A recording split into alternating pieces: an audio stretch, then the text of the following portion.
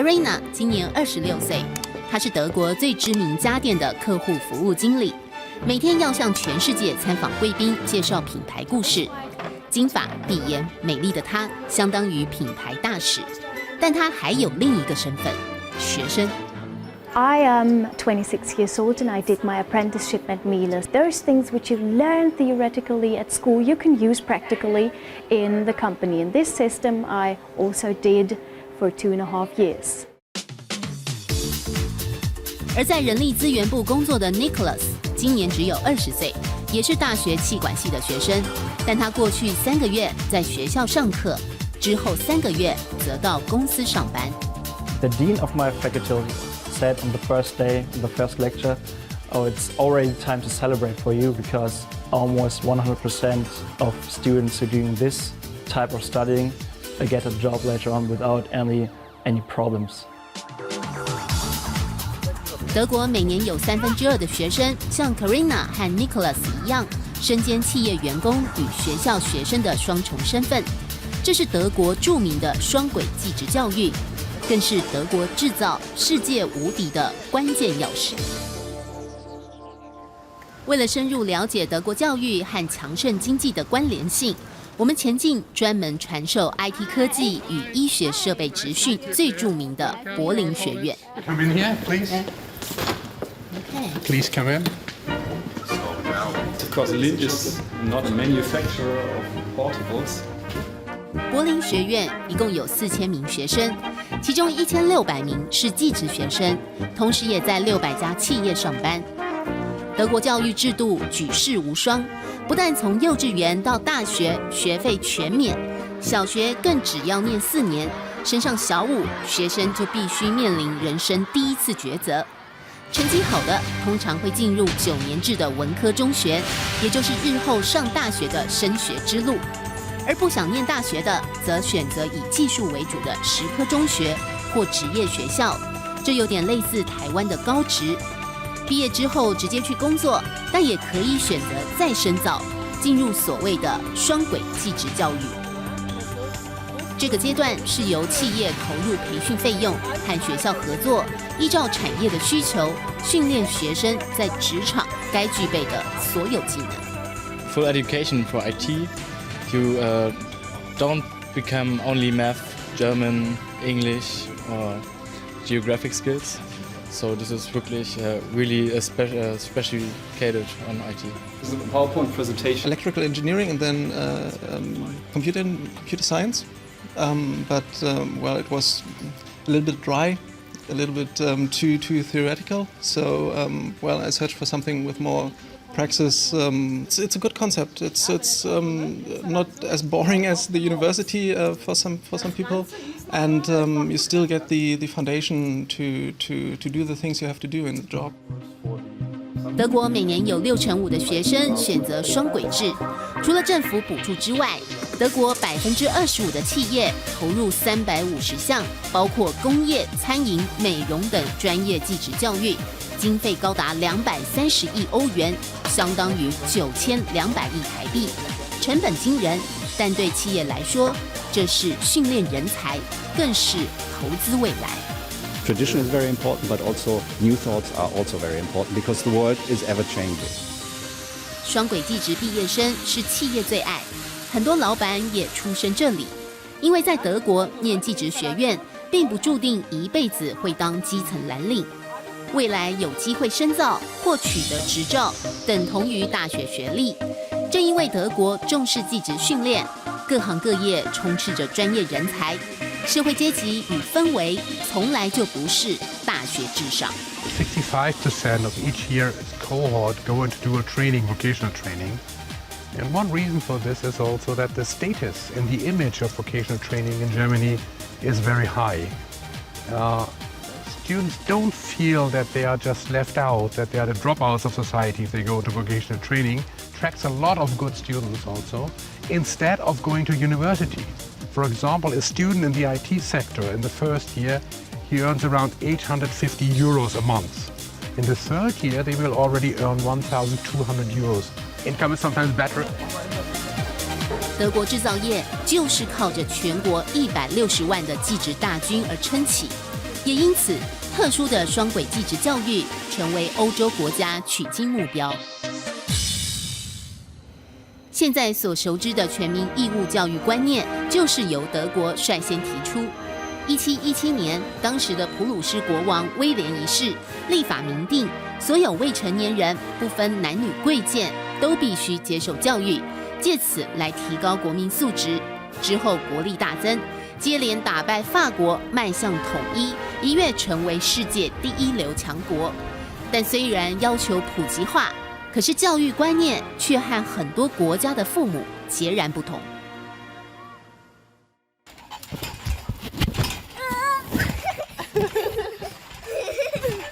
9岁的 Ben 和念幼稚园的妹妹 Lily 下午1点钟就放学，开心的在后院玩耍。爸爸是德国教育机构博士专家，妈妈虽然来自台湾，但教导孩子完全落实德式教育方针。柏林市他们有一个教育方针，不要教那些学校要教的东西。德国人普通的想法是去幼稚园就是玩得开心。德国在幼稚园里面是不可以教小孩写字，不要教你去读去做任何的知识，他教你的就是生活。那个幼稚园的教学完全就是让你融入生活。我的女儿她才5岁，老师说她才5岁，她怎么可以学写字呢？她的手的骨头都没有长好，绝对不可以写字，是不可以教她不要写字，也不要去认太多的字，她觉得没有必要。在德国的 Kindergarten 是小朋友通通要进厨房，男生女生都要，而且呢自己去做你的午餐，做沙拉，自己去洗菜，自己去切菜，然后他不怕你割到，男生也会做，所以德国的男生长大了也偶尔也会进厨房。德国幼稚园不教知识，只学常识。现在英文的 Kindergarten 这个字就是从德文而来，意思是让孩子享受童年。欢迎，请进。Ralph Holleman 博士是德国外交部主管，在莫斯科、北京、香港等多地拥有驻外经验。除了母语和英语之外，还能说一口流利法文，甚至中文。这个房子比较100年的历史，差不多。100年哦。办公室，我夫人她在家学习和工作。虽然自己文武双全，但 Ralph 从不逼着5年级的儿子唯有读书高。Children need some time also for themselves to be a child. At school, need some time to learn other things than only math and languages, and they need to learn some social skills. They should learn something about music or develop some hobbies, and have some time for their own imagination and to develop their own creativity.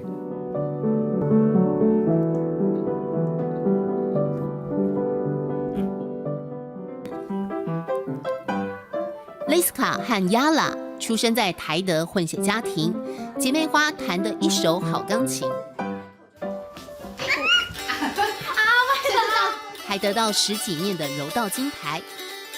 已经会说德文、中文和英文的他们，在小5、10岁的年纪，要依照自己的意愿，选择进入300多年历史的法文学校。我知道我要学法文的时候，已经开始3年级的时候，因为我们那个时候有可以选要学英文还是法文。所以小学3年级你就知道说我要学法文。对，那个语言很漂亮，有很多地方可以用得到。姐姐练法文在3年级，我觉得也已经很好那个语言。然后我到3年级，我也学那个法文。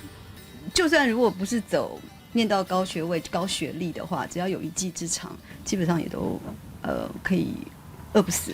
那所以，而且他们赚的也不错，念到博士也不代表什么。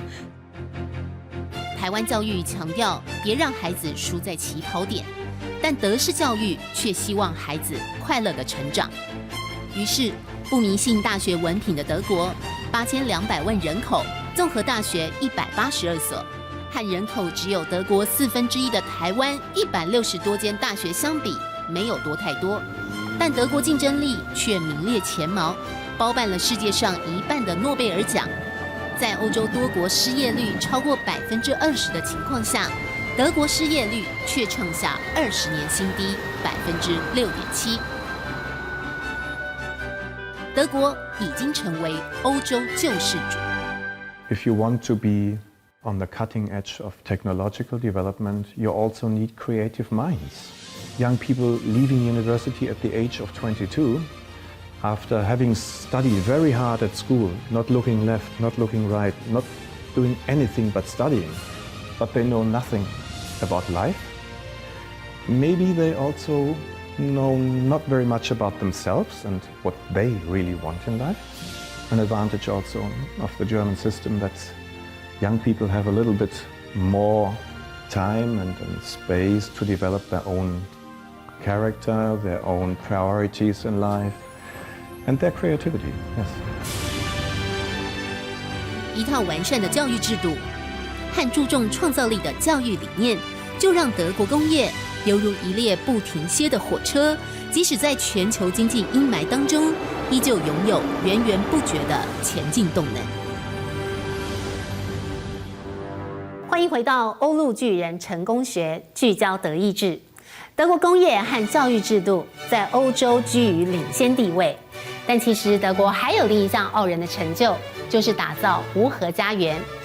2011年日本福岛爆发核灾之后，德国有6万人走上街头反核，总理梅克尔立刻宣布彻查境内17座核电站，关闭8座老旧的核电厂，同时把原定在2050年的废核时间表提前到2022年。德国立下这个充满雄心的目标，被视为是一场能源赌博。欧美各国都抱持怀疑的态度，但一旦德国成功，都将改变人类的未来。我们在德国就看到，在政府带头之下，能源的转型已经刺激了德国人的创新发明。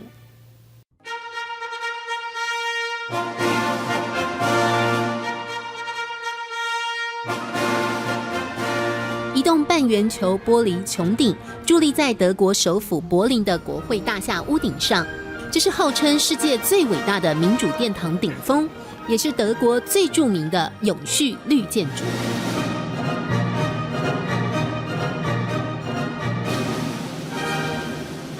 位在柏林的国会大厦，19世纪建造，外表相当的庄严雄伟。在东西德统一之后，历经8年的时间改建，现在是相当瞩目的节能建筑。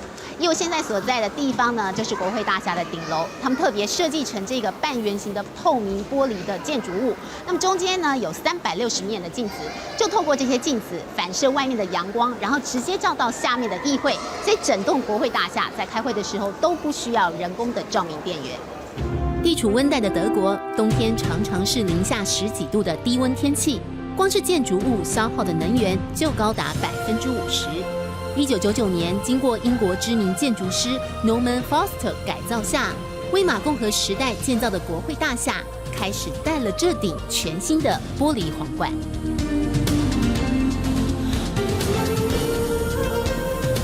穹顶中间立了座倒立的三角圆锥，上头的360面镜子不但省电，更有将国会议事摊在阳光下的味道。而玻璃穹顶的顶端还有10公尺直径的开口，一方面让空气流通，另一方面也将夏天的高温热浪回收储存成冬天的暖气，而寒冬中的冷风则能转变为夏日所需的冷气。穹顶外的露台上还设置了300平方公尺的太阳能发电板，整栋国会大厦自给自足，供应80%电力和90%热水。二氧化碳排放量更从改建前的7000公吨降低到现在400吨，减少了90%，堪称德国节能典范。但德国政府向全世界宣示走向环保节能的代表作还不止这一项。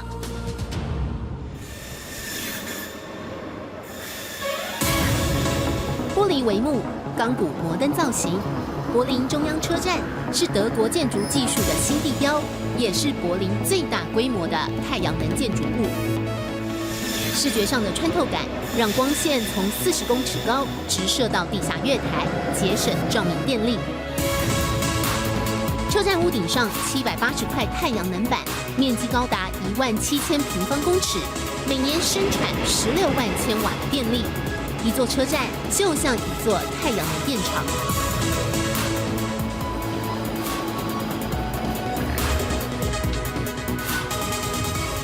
而搭上德国高铁 ICE， 同样是一趟环保旅程。第3代的德国高铁以节能著称，在载客率不到50%的情况之下，每个人每100公里只消耗2公升的能源。像我们现在从汉诺威坐到柏林，搭高铁1.5个小时，比开车的速度快上1倍，但是消耗的能源不到1/3。